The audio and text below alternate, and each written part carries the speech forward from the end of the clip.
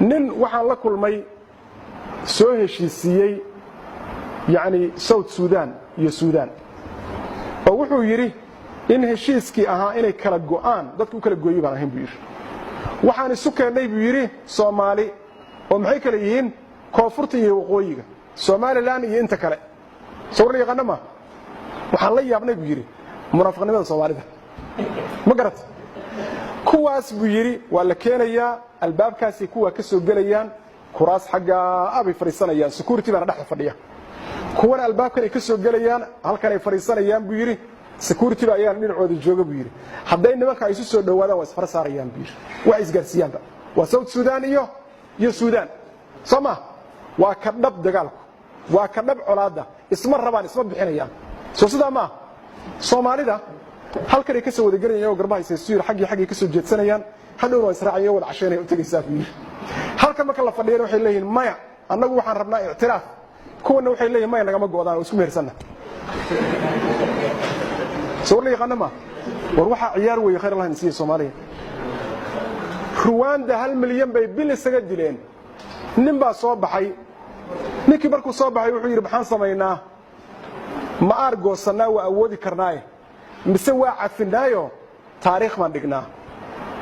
reerkiisii oo u diyaarsan inay argoostaan buu yiri maanta hal iga yeelo taladaas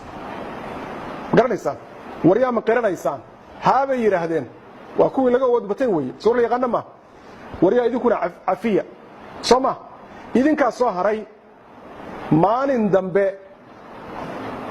wixii aad samayseen dib ha ugu laabanina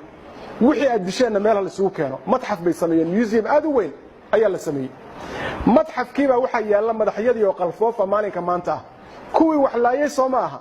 halkaas la keenay baa la yiri galabkiina waa yimaadaan waa barortan intaas lagu xukumay subaxina waa yimaadaan waa barortan dalxiis baa loogu yimaadaa hadda meesha la yiraahdo Kigali waa caasimada ugu horeysa xagga horumarka Afrika soo leeyahay buug baa laga qoray la yiraahdo 1000 hills on hayo maxaa uu leeyahay ninka qorahayo authorka waxaan arkay buu yiri ninka la yiraahdo Paul Kagame wuxuu leeyahay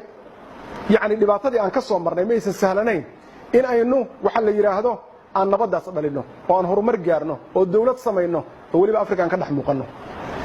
Soomaaliya ba 4 sano naga horeysay dagaalka buu yiri 2001 markay ahayd maya 2004 maya 5 meelahaas buu leeyahay 2005 meelahaas ba waxa yimid buu leeyahay madaxweyne Soomaaliyeed oo dawarsanayo tuugsanayo oo wuxuu leeyahay wuxuu igu kaalmee xogaa ciidana isi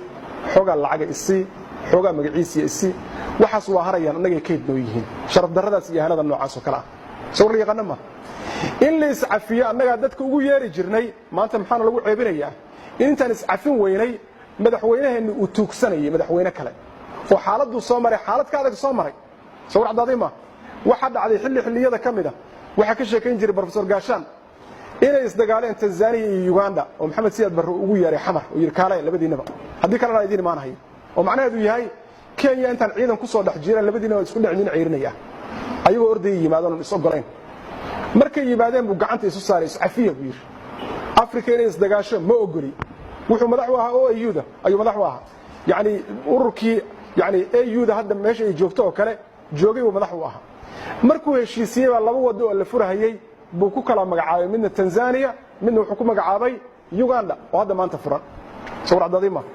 waxa isdilay oo soo dagaalay hadda ka hor Yugoslavia wadankii la oran jiray Bosnia iyo Serbia nimanka la yiraahdo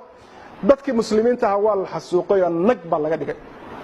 ayaguna dhibaatay markii dambe geysteen qaarkood wax bay nag ka dhigeen oo xasuuqeen oo xalafiyeen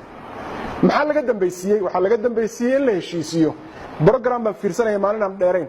nin xasuuqi ugu baanaa wax ka geystay oo la soo celinayo leeyahay dadkii aad u geysatay xasuuqa maxaad ka dareemaysaa kaas wuxuu leeyahay xanuun aan la seexan karin ba wali ahaya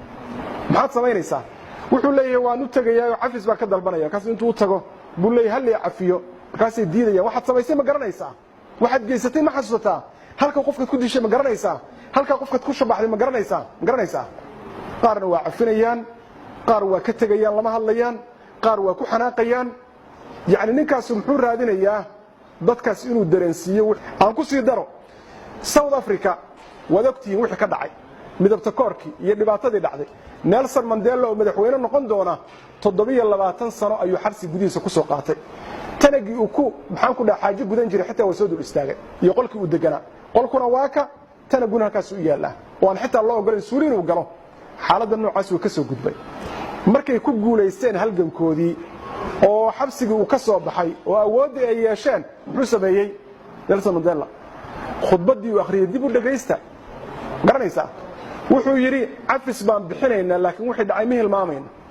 soo yaqaan ma oo macnaheedu waa maxay inaysan mar labaad soo laabanin dalkii buu arkay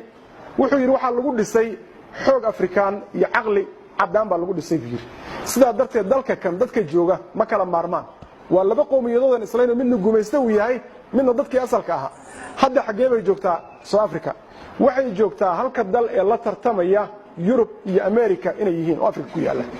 soo racdaadima annagu xagee baan kaga jirnaa khariidada noocaas oo kala ma u baahanahay heerkaas oo kale inaan gaarno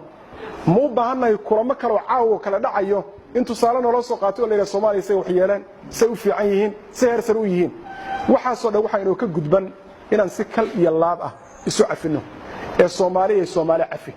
ee Soomaali ma cafiseen intii la meesha fadhida intaan meel kale la gaarin war cafisku mid ka soo toobi karaa mise ku reeblaha in kaarta qal wax baan noogu horay baan leenahay mudug baa waxa ka dhacday baa la isku wareeray xoogaa ma garat gaal kacyo marka qolana waxay yiraahdaan dhulka annaga iska leh qolana waxay yiraahdaan dhulka Ilaahay baa iska leh cid uu siiyay soo yaqaan ma shir baa la isugu yimid oo heshiisiin baa loo socday labada qolo culimadoodi waa wataan qolada xaq waahid baa wuxuu yiri inna al-ardha lillahi yurithuha man yasha wal 'aqibatu lil muttaqin marka maxaa loo wataa wadaadka oo maxaa loo wataa suldaanka oo maxaa loo wataa sarkaalka nin walba nin inuu jawaabo weey intay noo joogto iska dhicida meel la gaari mayno sheekh Abdul Hadla sheekhi kala hadlay wuxuu yiri ilmaada riyaalo heshiiska dhab naga ma aha xogaa isugu ka yahay banaanka isugu ka yahay soo ka bixiyo biir soo yaqaan ma nagu jirtaa banaanka isugu soo ka bixiyo mar kale oo 20 sano iyo 7 sano qaad armina ku jirtaa maya caafisu ma naga suurtoobi kara America ayagoo diriray oo dhibaato ay dhacday xeer la yiraahdo iyo fikir la yiraahdo forgiving reconstruction waxa soo saaray ninkii la dhihi jiray Ibrahim Lincoln soo yaqaan ma